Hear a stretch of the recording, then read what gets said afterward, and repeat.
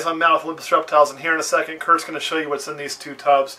And let me tell you, this is a big part of what we end up having to do around here and what's going on. So Kurt, go ahead and show them what's in these tubs. A bunch of nothing, right? That's because snakes grow. So occasionally, you got to go through here and start putting them in bigger things. We got some tubs prepped. We're going to kind of show you what we're going to grow up and put into new places. One is our black pastel banana male. I'm going to bring him over. He was in a 12 quart. He's outgrown it. And we're going to go ahead and set him right in here. And check that guy out. It's looking really great. One thing very important when you do this, okay, is I label all my tubs. Take your labels off, and you want to put them onto the new tub. Sometimes you have to remake them if they don't stick. Otherwise, you'll forget what's where. It's really important when you start dealing with pets that you do that. Because let me tell you, nothing's worse than you go, which snake is this, and you're not sure. That can cause you a lot of problems. So we'll put that there. We know what's going on. He's ready to go into his new home that he's going to grow into. There's a couple things that go into when we move snakes up. One, its size. He was in this. It was getting a little tight. He could have fit for a while longer. Two, a lot of it's feed response. If I have a snake, so I've got some snakes that are bigger than him that I'm not going to actually move up yet, because their feed response isn't that great. If they're not feeding really well, then I don't want to change their tubs. This isn't one of them. This guy feeds like it's his job to feed.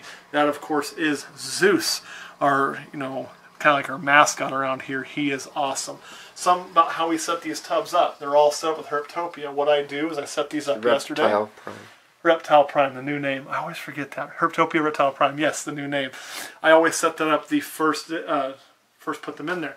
Now, with that, we go ahead and we treat it for everything too. Like, we'll go ahead and spray it down with a mite preventative just to make sure, not because there's an issue, but it's one of those things where we want to make sure every time we do it, it's just habit.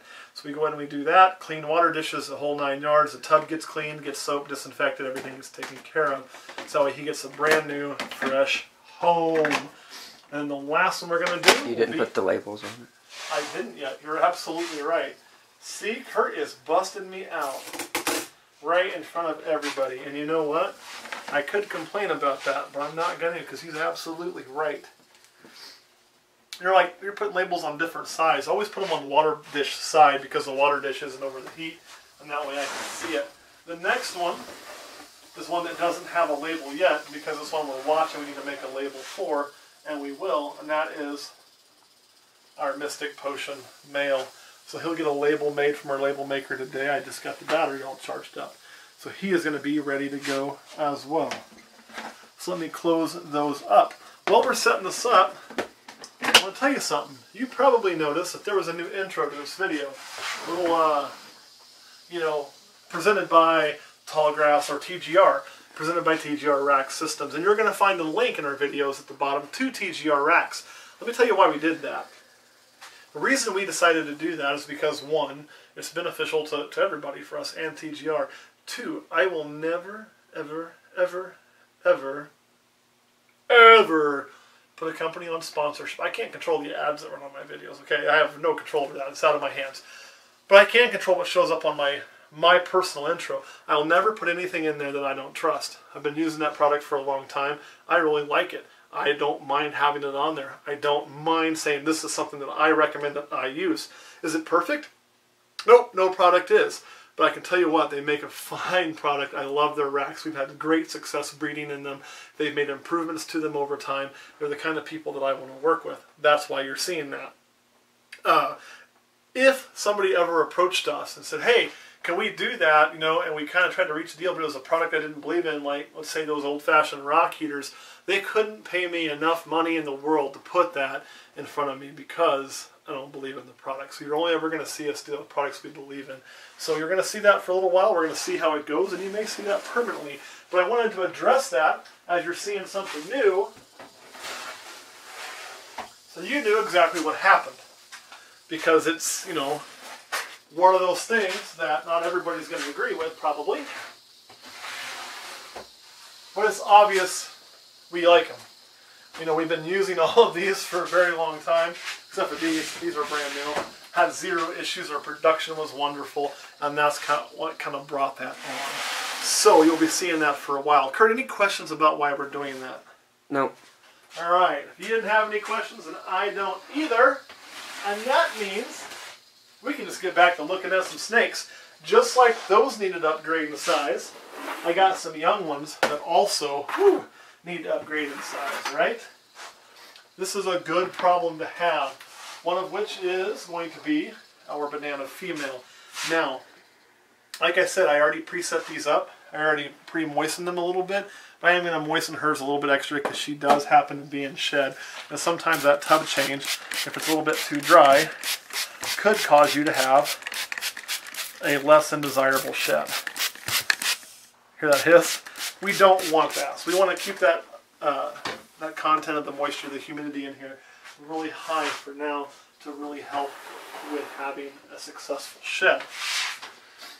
Pull her, oh, there it is. Label off, stick it right there. And the next one that's going to get that treatment is going to be, and I'm so excited for this one to be growing up and moving up, our Belle female. Look at that girl. Woohoo! And you can see how much more space they're actually getting. So it's quite a bit more, and this is a stepping stone. They'll go from this to the next size up, and then eventually they'll go to their full-size tub, which would be a breeder size TGR rack system, the FB70s from Freedom Breeders. Really kind of a neat thing. Alright, we are going to have to do a little bit of magical editing because I am out of these 12-quart tubs like this. I tried to find a whole bunch yesterday because I had a bunch more I need to move up, and every place in town was sold out because that is just the luck that I have. So, while I go clean these two up so I can move two more, we're going to have to just hit pause for a second, but for you it'll seem instantaneous. And through the magic of editing, we're back right now, and you didn't see all that little bit of work that went right into it. We're going to set up these two new tubs. You can see they've already been moistened and sprayed down, fresh water dishes, fresh and clean, and they're going to get their new inhabitants. The first one... How do you clean them? How do I clean them? I just use dish soap. I've heard a lot of people use a lot of different things. Here's my thoughts on this, okay? If I'm using some good old Dawn dish detergent, it's going to kill enough bacteria and make it a clean enough surface that I could eat off of it. But yet I can eat it and it ain't going to kill me, so it's very, very safe, very, very mild to use while killing, everything it needs to kill. So I just go with that. I scrub it down with Dawn and I rinse it out really well. I literally wash them like I'm doing dishes. It may not be the quickest way to do it, but it's the way that I feel the most comfortable with. You don't have to mix your own solutions. You don't have to do any of that kind of craziness. And you're going to get a surface that you could literally eat off of. I would literally be willing to clean one of these tubs really well with dish soap, and then put my dinner in it and eat mac and cheese out the damn thing because I know I'm making a clean surface, okay? That's the kicker. That's what you're really looking for. So that has got our little pastel exanthic female in there to her new tub. Very cool. She is one of two. She's the smallest of the two. The other one already got upgraded. Oh, I'll get that in there. It's pretty tight on that shelf. And we got one more to do. And this one is a curious little female who really needed a tub cleaning anyway. So we just waited because we were going to be moving her up. And she is way too big for her 6-quart and she needed to go to the big 12. So this is one that appears to be a pastel, but again, it's just marked as a question mark because, and I'm going to have to make it a brand new label because it's not going to peel off except for the label. But, because we don't know what it is genetically, it was born from animals that didn't have pastel, yet it looks like pastel. So we got two of them. They've both been moved up now. This is actually the smallest of those two as well. All right. Some other ones we're going to move that we would have moved today had Walmart not been out of 12-quart tubs, and so is Target. And everywhere else in town would be our Yellow Belly Firehead SK is ready to go. Our Pied is getting really close. I'll probably leave it for a few more weeks. And our Blitz. So as soon as I get to the store, after the 7th, they told me that's when the new tubs come in, then we'll be moving all of them as well. You got any questions, Kurt? No. Alright guys, thanks for watching. You got to see some snakes, when we increase size and why we increase size. All the ones we increase are doing two things. One, you can just visually look and say, it's getting kind of tight in there. I mean, that's really how I do it. It's not a certain weight thing, it's a visual like, yep, it's time to go. And two, they're eating well. When it comes to ball pythons, one of the things that I read a lot about, and I've also noticed it in my own experience, is sometimes when you move into a bigger environment, you know, they don't eat well, and you have to go back down in size to get them back feeding. They definitely feel more confident when they're in a tighter space, that they feel that there's no predators going to come. They feel nice and hidden. They feel nice and secluded. That's what they're looking for to survive and thrive in the way that they would do it in the wild, which is what we're kind of trying to replicate. So if you go too big, too fast, right, you're going to lose that. So if I have a snake that's a little more shy, maybe it's not eating really good for me, most of the time it's kind of a sporadic feeder, and maybe it visually looks like it's getting close, I may leave it a little bit longer to make sure it's eating well before I actually move it up, simply because I want to make sure it's ready. You know, not that I think it's ready, but that it actually is ready, not just visually, but physically to do that. That's also why you'll see sometimes when we move this snake up, like the one that we always call our cranky one, you know, she has a hide. We made her to hide. The reason for that is when we moved her up, it was almost too much for her, and she didn't eat so well. So we made a hide so she can hide in the hide and feel more enclosed. A lot of these big snakes, they don't have a hide. That whole thing is like a big hide for them. They do well.